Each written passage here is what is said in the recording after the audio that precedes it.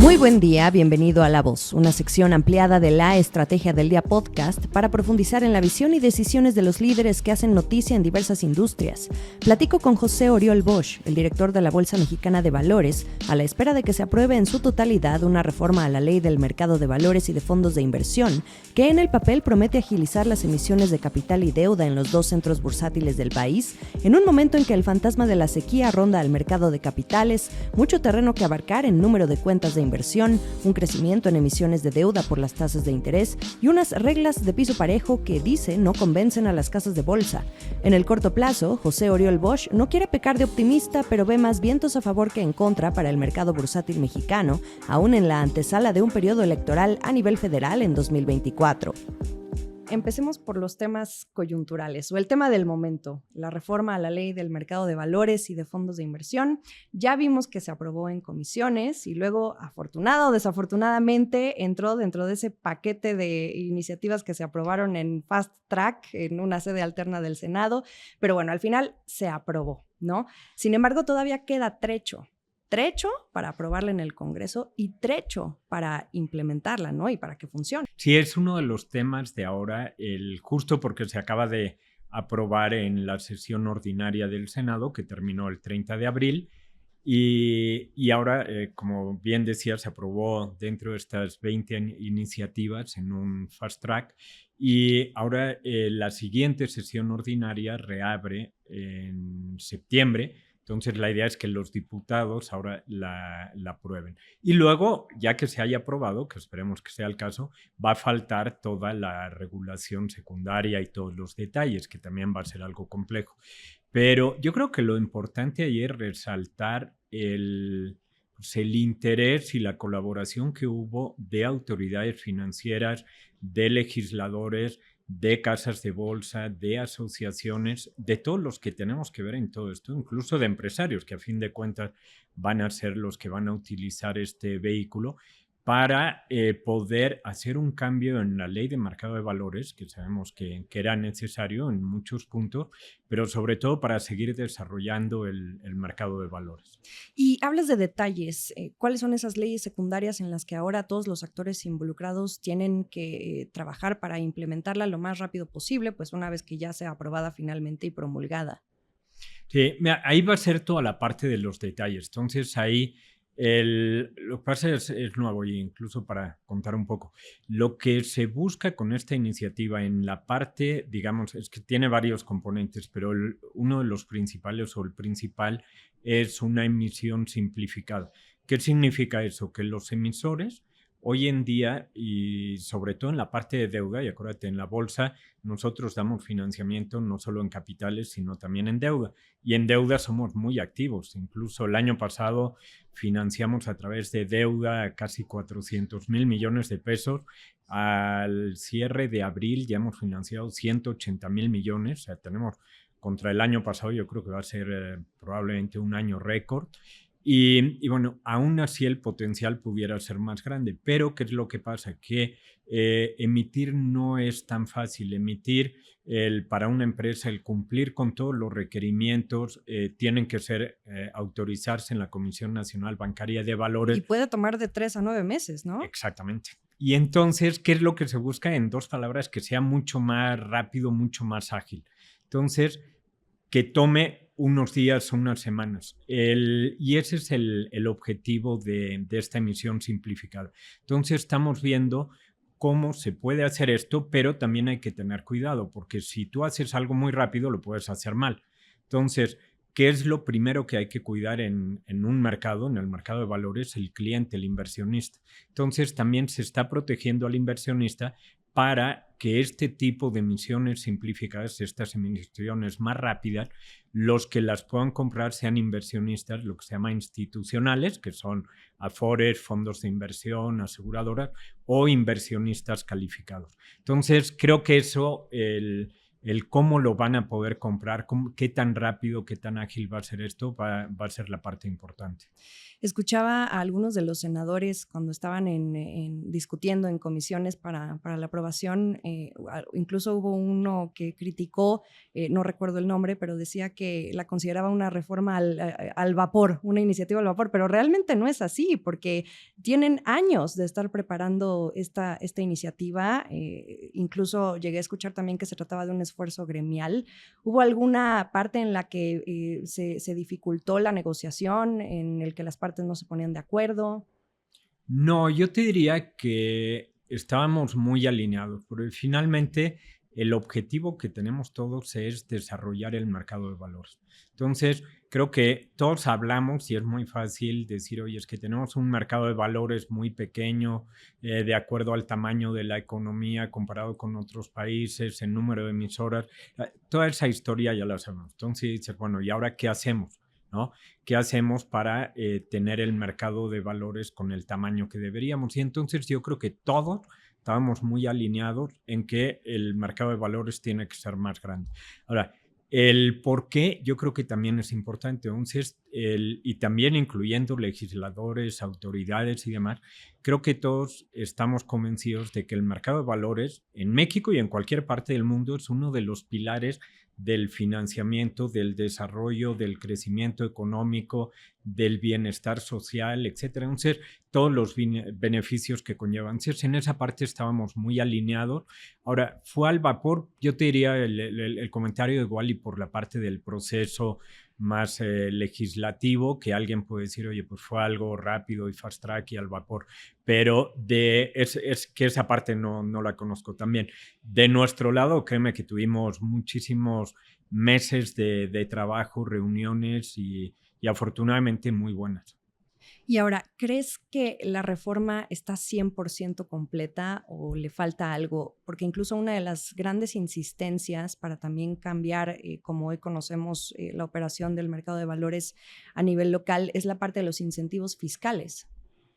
Sí, a ver, yo te diría que siempre y los mercados se van moviendo y la competencia, porque sabemos que hay un mercado, hay mercados globales en donde empresas locales se pueden ir a financiar afuera, hablando de mercados bursátiles, o pueden obtener cualquier tipo de financiamiento, no solo bancario, sino otro tipo de financiamientos con otros riesgos. Entonces, yo creo que ahí y todo eso se va moviendo muy rápido. Entonces, a veces yo creo que pues sí decimos, oye, ya la legislación, aunque se acabe de cambiar, pues quizá ya vamos un paso atrás. Entonces yo creo que es un proceso constante, es un proceso dinámico. Siempre que haya incentivos fiscales, creo que ayuda. Pero yo creo que no es lo único. Yo creo que lo que tenemos que hacer es estar convencidos. Tenemos algunas tareas de muy largo plazo, por ejemplo, la educación financiera, eso no lo arregla si no hay fast track, desafortunadamente, para mejorar tanto la educación general como la educación financiera de un país. Entonces, algo en lo que tenemos que trabajar. Ya que tengamos todo listo y en nuestro caso como bolsa, pues nosotros somos los que estamos en medio, los facilitadores de ese financiamiento, pero pues también necesitamos que los empresarios estén convencidos de las ventajas que puede tener y también de los requerimientos, como puede ser institucionalizar o todos los temas de gobierno corporativo, de gobernanza que pueda implicar el financiamiento bursátil. Entonces creo que vamos a tener todos que poner de nuestro lado. En los últimos años no hemos escuchado palabras que no sean sequía o deslistes. Completamente seco el mercado en la parte de capitales, Sí. porque como bien dices, la deuda es otra historia. Pero ¿consideras a esta reforma como el único salvavidas para poder ver ese crecimiento o repunte del mercado bursátil mexicano? No. Y yo creo que, a ver, las cosas no se arreglan nada más por una regulación y por un mandato. Hay una serie de factores que también afectan. Y yo te diría, el más simple en un mercado es el precio, ¿no? Y algo muy simplista, pero si está barato compras, si está caro vendes, ¿no? En el mercado de valores funciona de la misma forma. Entonces, cuando las valuaciones, por ejemplo, son altas, en el mercado, entonces vas a ver más empresas que van a venir al mercado a buscar ese financiamiento en mercado de capitales, ya sea una colocación primaria o secundaria, pero porque la valuación es buena. Las valuaciones en México han sido bajas. Entonces, y es más, un dato, y afortunadamente ha mejorado. El máximo que tocó la Bolsa Mexicana de Valores, el IPC, pero no en pesos, sino en dólares, para que lo podamos comparar 10 años después, fue en 2013, precisamente. Y si vemos de ese máximo en dólares de 2013 a hoy, todavía estamos 15% abajo. Pero el año pasado, creo que fue por ahí de septiembre, estábamos 40% abajo del máximo que habíamos tocado en dólares 9 años antes. Entonces, ¿qué es lo que pasa? Que cuando la evaluación es baja, pues no vas a ver IPOs. Y casualmente en 2013-2014, que la evaluación de la bolsa del IPC estaba muy alta, y era precisamente, te acordarás el por qué, era el Mexico Moment y todo esto, en ese momento hubo muchos IPOs. Ahora, ¿qué es lo que pasa? Incluso muchas empresas que hicieron el IPO en esa época son las que ahora se salieron de la bolsa o hicieron el desliste. ¿Por qué? Porque recompraron en algunos casos. El año pasado hubo algunas empresas que estuvieron recomprando, haciendo el desliste 50% abajo de los precios a los que se habían colocado 9 o 10 años antes. Entonces, también puede haber mucha regulación, muchos incentivos, mejorar la educación, pero también las condiciones de mercado yo creo que son muy importantes. Y hablando de bajas valuaciones y condiciones del mercado, yo creo que también quizá estos vientos en contra se pudieran extender un poquito más si consideramos que viene un periodo de transición a nivel político en el país, en el que las empresas quizá dan un paso atrás un poco para ver cómo va a estar el panorama, incluso también ahorita con altas tasas de interés, pudiera ser en la emisión de deuda, que ahorita vamos a ese tema.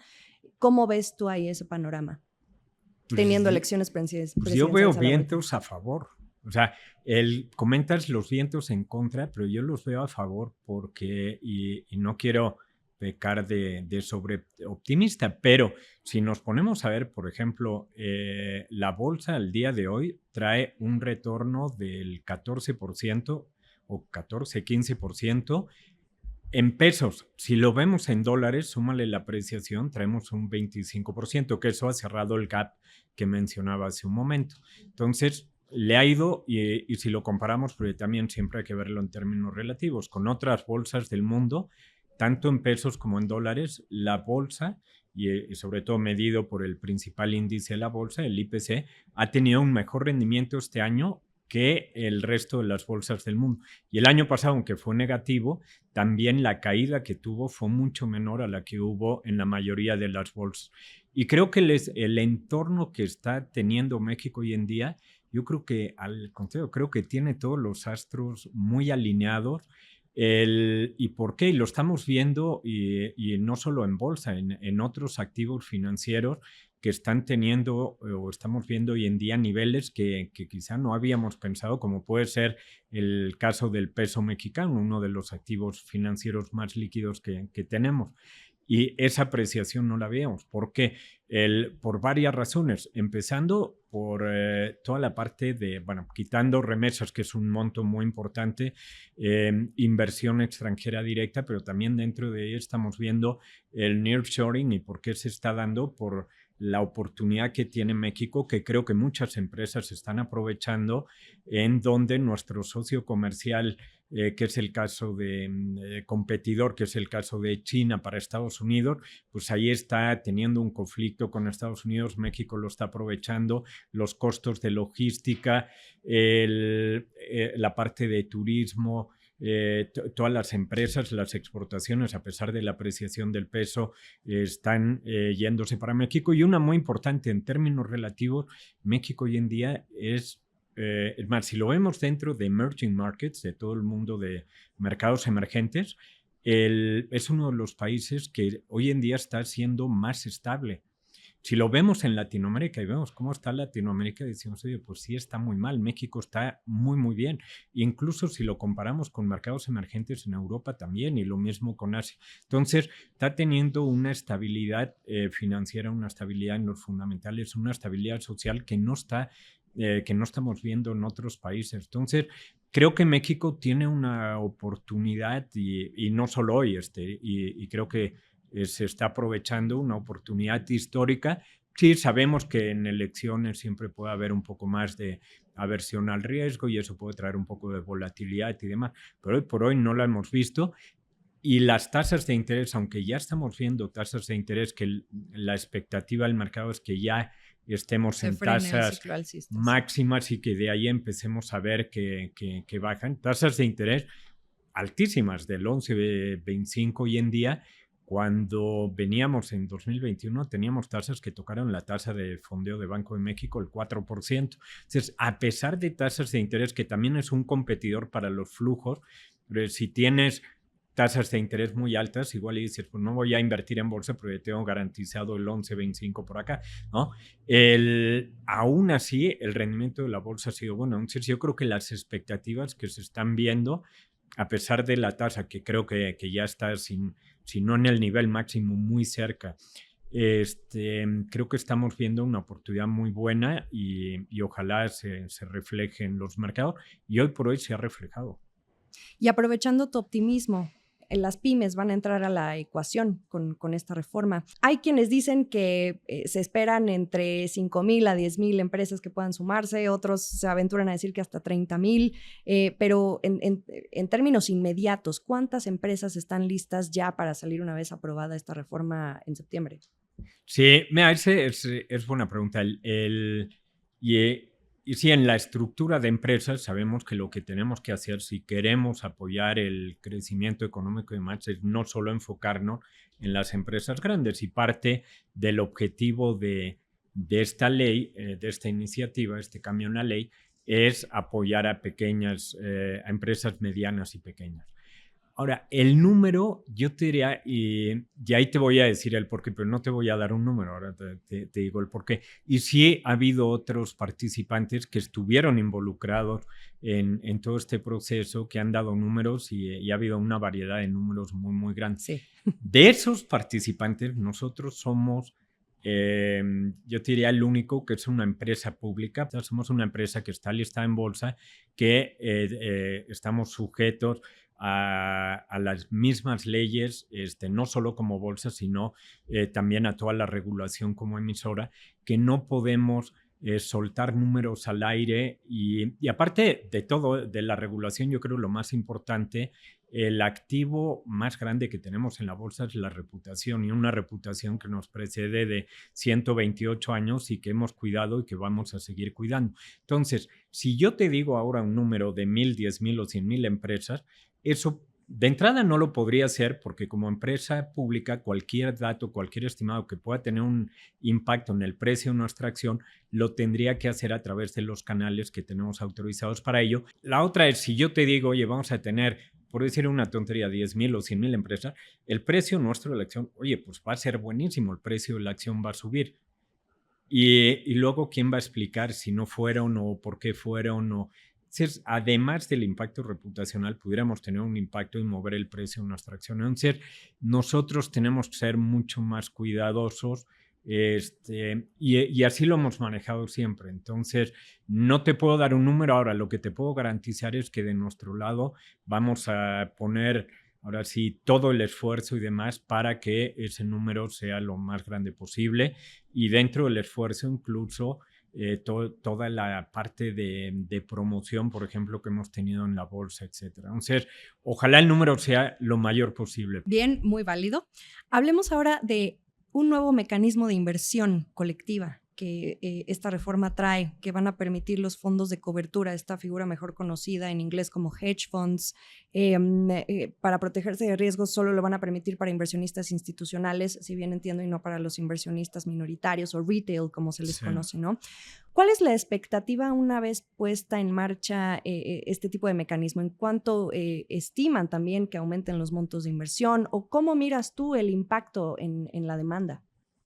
Mira, los hedge funds son una figura que existe desde hace muchos años en muchos mercados, que ha sido muy exitosa en mercados mucho más desarrollados, como el caso de Estados Unidos, pero también ha sido muy exitosa en otros países, y hablando de Latinoamérica, en el caso de Brasil. Entonces, ¿qué tenemos en México? En México tenemos fondos de inversión hoy en día, pero los fondos de inversión sobre todo son fondos de inversión enfocados en deuda, una pequeña parte de fondos de inversión enfocados también en renta variable, hay algunos de cobertura más en temas cambiario y demás, pero falta la figura del hedge fund. El hedge fund es diferente a un fondo de inversión por varias cosas. Uno, por la regulación que tiene, eh, se le permite al hedge fund tomar posiciones tanto del lado largo como del lado corto, o sea, puede vender en corto, él puede tener apalancamiento y así es como funcionan generalmente. Y luego manejan los manejadores de los hedge funds, la forma en que cobran es generalmente con un success fee, con un fee de acuerdo al éxito que tengan sobre un objetivo, sobre un benchmark, en el caso de los fondos de inversiones fijos, etc. Entonces, es una figura que ha funcionado. También ahí va a faltar, y como mencionábamos antes, toda la regulación secundaria de, oye, ¿y cuánto se puede ir corto, cuánto se puede apalancar, cuánto pueden cobrar, etcétera? Todo eso también va a venir después. Pero yo creo que va a ser algo muy bueno, va a complementar muy bien. Va a ser algo que va a ayudar también a competir. Creo que lo que hemos visto en hedge funds pueden ser muy diferentes unos de otros, y entonces hay una competencia entre ellos, y además como tienen ese manejo de un fee de éxito, entonces hay un incentivo para tener un mejor retorno. Entonces, yo creo que puede ser muy bueno para que tengamos más inversionistas. Y sabemos y mencionabas antes el número de empresas y de tal, pero nosotros somos los que estamos en medio, digamos, entre empresas e inversionistas. Muchas veces vemos, o principalmente vemos el lado de la oferta de valores, pero en mi opinión, primero siempre hay que ver el lado del inversionista, del que tiene el dinero. Entonces, también tenemos que crecerlo para que crezca el otro. Entonces, si crecemos el lado del inversionista, que ese es el que hablaba con educación financiera, etcétera, yo creo que ese va a crecer los productos, llámense productos bursátiles o hedge funds, fondos de inversión, etcétera, y entonces eso va a complementar, y vamos a tener un número de personas que invierten hoy en día en México, que sabemos que es muy bajo comparado con otros países, y que la gente lo pueda aprovechar. Necesitamos que la gente invierta más.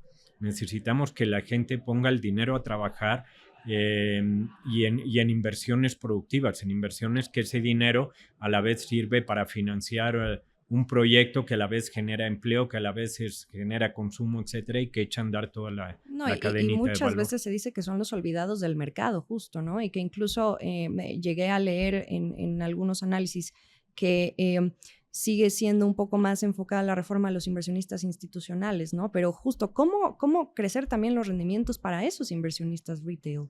La figura de los hedge funds y la educación también, la educación financiera, porque cuánta gente no sabe qué es una tasa real, y que si pone el dinero abajo del colchón o en la alcancía, pues su dinero se está manteniendo, cuando en realidad el poder adquisitivo se lo está acabando. Entonces, todo eso yo creo que es bien importante.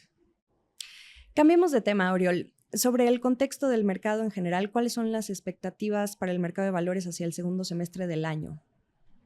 Yo creo las expectativas, a ver, en la parte de capitales sí también no podemos dar información cuando todavía no es pública, pero yo te diría que con lo que mencionaba antes, con una evaluación que ya se ha corregido gracias tanto al incremento que ha habido en los precios de las acciones, que se refleja en el IPC, como en la apreciación del peso, yo creo que eso hace más atractivo hoy en día todo el entorno para que pudiera haber alguna colocación, alguna IPO. Ahora, también hemos tenido, y eso sí ha habido, hemos tenido algunas colocaciones subsecuentes que le llamamos o follow-ons, entonces de algunas empresas que han venido, que ya están listadas y que vienen a levantar nuevamente capital. Y un sector que ha sido activo ahí han sido las fibras, por ejemplo, las fibras inmobiliarias, que hoy en día, ligándolo con el tema del nearshoring o de estamos viendo que requieren de capital y entonces vienen a hacer una colocación subsecuente, y más que ellos no, están muy limitados por el lado de apalancamiento y a la vez distribuyen una gran parte de las utilidades que tienen. Entonces, una forma es venir al mercado. Si bien entiendo ahorita que mencionabas a las fibras, el retorno de inversionistas acumula va a doble dígito, ¿no? Exactamente. En lo que va del año. Y ha sido un sector también muy interesante, muy, muy atractivo.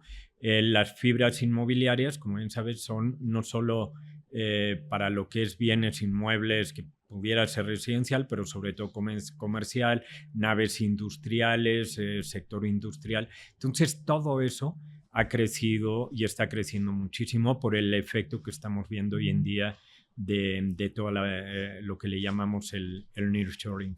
Y luego, yo creo que la otra parte importante es la de deuda, que mencionaba. El año pasado tuvimos 380,000 millones, tuvimos 180,000 en corto plazo, 200,000 en largo, que le llamamos largo a más de un año. Y ahorita en el primer trimestre repuntaron 433%. Exactamente, lo cual ha sido un número muy, muy bueno, muy sorprendente, y yo creo que eso habla de, también veníamos de que incluso por la pandemia y el año pasado todavía fue un año complicado, y las empresas pues, no estaban invirtiendo, y ahora sí lo estamos viendo. Entonces, por eso yo creo que es parte del viento a favor que estamos viendo. Y las tasas de interés no espantan. Y no espantan, o sea, incluso para largo plazo, lo cual te habla de, o sea, si yo voy a financiar hoy en día un proyecto y tengo una tasa de interés del 11% más el premio, porque como empresa voy a colocar arriba de ese, no se voy a colocar al 12 o al 14, mi proyecto tiene que ser lo suficientemente rentable para justificar ese nivel de tasa de interés. Y estamos viendo de que sí hay proyectos lo suficientemente rentables, de no solo a corto plazo, pero tampoco estamos viendo el crecimiento, lo estamos viendo más en emisiones de largo que de corto plazo, de más de un año. Entonces, ni siquiera las empresas están diciendo, bueno, me voy a esperar y voy a colocar a corto y luego ya que las tasas bajen, aprovecho y tal. No, de una vez mi proyecto rentable, lo suficientemente rentable, voy a hacer una emisión de deuda de largo plazo, y estamos viendo muchísima actividad ahí. Y dentro de esa deuda de largo plazo entran estos instrumentos temáticos, ¿no? Toda la parte de emisiones ESG o ASG, ¿no? En español. ¿Cómo va ahí la perspectiva? En junio pasado, de hecho, durante el foro de emisoras en el Caribe, decías que para 2023 alcanzaría el 50%. Bueno, ya rumbo a mitad de año podemos hacer un corte de caja y decir cómo vamos. Yo creo que vamos bien. A ver, y te cuento, toda la deuda está etiquetada, que básicamente son los bonos verdes, sociales, sustentables, vinculados a la sostenibilidad. Ahora acabamos de tener un bono de resiliencia, que es un bono verde ya un poco más etiquetado todavía que los otros. Pero empezamos con el primero en 2016 y creo que fue muy bien recibido, porque ya los inversionistas individuales, institucionales, no solo buscaban el rendimiento, el retorno, sino que querían saber cuál era el impacto ambiental, social que estaba teniendo su inversión. Y en 2016, del total de la deuda de largo plazo fue el 2% de lo que se colocó en bolsa. Nada. En 2000, que fue 20, creo que 20 o 21, en 2020 ya rompimos el 10%. En 21 fue creo que el 27% y el año pasado fue el 47% del total de la deuda. Y entonces, pues ya con esa tendencia decía, pues yo creo que va a ser más del 50% para este año. Y lo sigo creyendo. Yo creo que para este año sí vamos a ver más del 50% de la deuda de largo plazo que sea deuda etiquetada, que sea deuda que va para cualquier tema ambiental, social o de gobernanza, o combinado o con sus variedades. ¿Cómo va la emisión de otros instrumentos? Por ejemplo, los CECADES. ¿Consideras que se han enfriado? ¿Vienen nuevas solicitudes en espera de colocarse? No, yo te diría, en el caso de los CECADES se ha frenado. El caso, los CECADES empiezan en México en 2009 y nacen a raíz de la crisis que se estaba viviendo financiera global y local de 2008-2009. Faltaba un producto para financiar empresas que quizá no tenían el tamaño, pero sí tenían el potencial o el track record. Y no tenían el tamaño para venir directamente a la bolsa. Entonces, a través de estos certificados de capital privado, se lleva a cabo, se crean los CECADES y los institucionales, las Afores, son los principales compradores. Y ha sido un instrumento bastante activo. Ahora, después de estos años, lo que se está esperando es que empecemos a ver una salida de esas inversiones, que incluso una salida puede ser que una empresa se financió a través de un CECADE, ya haya tenido el crecimiento suficiente y ahora pueda venir de forma individual al mercado de capitales, a la bolsa. Entonces, yo te diría, los CECADES hoy en día está un poco más, se ha frenado en espera de que empecemos a ver toda esta salida. Y hay otras dos coyunturas actualmente que involucran al mercado. Bueno, por un lado la venta de Banamex, pero creo que ya recientemente diste comentarios al respecto, que sería muy bienvenido en caso de que sí. Sí, a mí me encantaría. Ese Ahora, 20%, yo no decido. Yo creo que sería muy bueno. Finalmente, en la bolsa hoy en día tenemos varios bancos listados. Varios incluso de bancos, grupos financieros que están listados hoy en día en la bolsa. Y en Estados Unidos y en Europa y en Asia, en cualquier parte del mundo. Entonces, yo creo que tener una institución financiera que una parte esté flotando, esté listada en la bolsa, en las bolsas, creo que puede ser muy, muy bueno. Pero ahí sí no sé nada. Sí. Y la otra coyuntura, la búsqueda de financiamiento para cubrir la compra de las plantas de Iberdrola. México Infrastructure Partners está involucrado y tiene historial en este centro bursátil, ha emitido un par de fibras. ¿Ha habido algún tipo de acercamiento relacionado a este tema? No que te pueda comentar, y como el caso anterior, y la decisión finalmente no es nuestra. La decisión va a ser ahí de los accionistas, pero yo creo que cualquier opción que involucre venir al mercado bursátil, yo creo que es bueno. O sea, el democratizar, el pulverizar un tipo de inversión como esta, yo creo que sería muy bien recibido. Mirando el reporte de Grupo Bolsa al primer trimestre, su participación de mercado ya se redujo al 80%. El año pasado andaban alrededor de 90% y esto tiene que ver con el tema de las reglas de piso parejo. Tú has sido muy vocal en este tema de la mejor ejecución entre ambas bolsas. Dices que estas reglas deben de servir al cliente y no a una de las dos bolsas de valores, en este caso que hay en el país, ¿no? Entonces ya no se habla de mejor ejecución, sino en tus palabras de distribución forzada, así lo has llamado, y para ti simplemente no ha funcionado. Entonces, ¿de qué manera los cambios que se han venido planteando y haciendo en torno a las reglas de mejor ejecución pudiera perjudicar al mercado local en el corto plazo? Mira, sí, y en eso he sido vocal porque yo creo que está perjudicando al mercado.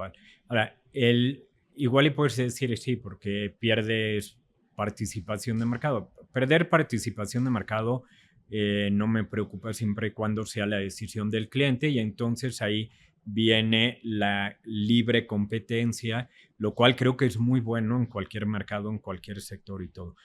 ¿Qué es lo que pasa aquí? Y también, como sabemos, van a cumplir 5 años, en México hay 2 bolsas, que ahí es un buen ejemplo de decir números y luego no cumplirlos y buscar por qué no, pero bueno, no es mi tema.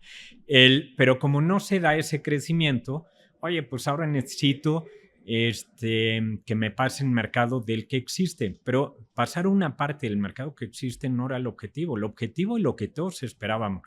Y por cierto, en las comisiones de Hacienda, que estábamos ahí las 2 bolsas, lo recordaron. Uno de los senadores recordó y dijo, oye, Por cierto, ¿por qué el cambio en la ley de mercado de valores va a ser la buena? Porque las últimas iniciativas, incluyendo la de tener una nueva bolsa en México para desarrollar el mercado, no ha funcionado. Palabras de un senador, no mías. Pero yo creo que ahí viene esta regulación que empieza a... que la regulación de mejor ejecución, o sea, el concepto no está mal. Mejor ejecución, pero falta ahí la pregunta, ¿pero para quién? La mejor ejecución siempre debe ser para el cliente. El cliente es lo más importante en el mercado. Si perjudicas al cliente, acabas con el mercado. Entonces, la mejor ejecución significa que el cliente le compren, porque el cliente no viene a una u otra bolsa a comprar acciones o vender, viene a través de una casa de bolsa. Entonces, y las casas de bolsa son las que no están tan contentas. Exactamente, lo cual también es otro argumento, que para allá voy. Entonces, las casas de bolsa son las que ejecutan para el cliente y tienen incluso una responsabilidad fiduciaria y todo de ejecutar, de llevar a cabo la mejor ejecución. ¿Qué es llevar a cabo la mejor ejecución? Comprar al mejor precio, comprar donde haya mejor volumen, donde sea más fácil la transacción, etc. Entonces hay una serie de supuestos. Ahora, ¿cómo se traduce en México la mejor ejecución? En la distribución forzada. Es más, yo le pondría la peor distribución forzada, o sea, ya le pondría hasta un adjetivo más. Y entonces viene la peor distribución forzada, que es decir, a ver, a fuerzas, una parte va para acá y otra para allá. Oye, y el cliente, ese olvídalo, porque si no, igual y se va a ir todo para una bolsa o se va a ir para otra. Y entonces viene una serie de cambios que lo que hacen es perjudicar al mercado, fragmentar al mercado, y entonces las casas de bolsa, que son las que están ejecutando por cuenta del cliente, son las que están recibiendo las quejas de los clientes. Entonces, por eso te decía, si me lo preguntas a mí vas a decir, oye, mi opinión es parcial. Pero si yo te dijera, oye, pregúntale a las casas de bolsa, que afortunadamente han empezado a ser, creo que tarde, pero afortunadamente han empezado a ser muy vocales, las casas de bolsa ya están diciendo, esto no está funcionando y está perjudicando al cliente. Y yo te diría, no unas cuantas casas de bolsa, todas, por unanimidad, las casas de bolsa están diciendo que la mejor ejecución, esta regulación de la mal llamada mejor ejecución no está funcionando, y afortunadamente los reguladores están escuchando a las casas de bolsa, están escuchando a la asociación, a la MIP, que representa a todas las casas de bolsa, y entonces creo que va a haber algún cambio. Ojalá haya un cambio que no sea a favor de bolsa y que no sea a favor de la otra bolsa y que sea a favor del cliente. El cliente es lo más importante, tenemos que cuidarlo, no nos sobran clientes, y si no cuidamos a los clientes, yo creo que ahí sí vamos a salir perdiendo todo. Esto fue La Voz, una sección ampliada de la Estrategia del Día Podcast con Jimena Tolama. Te invitamos a escucharnos pronto en la siguiente conversación. Que tengas un día muy productivo.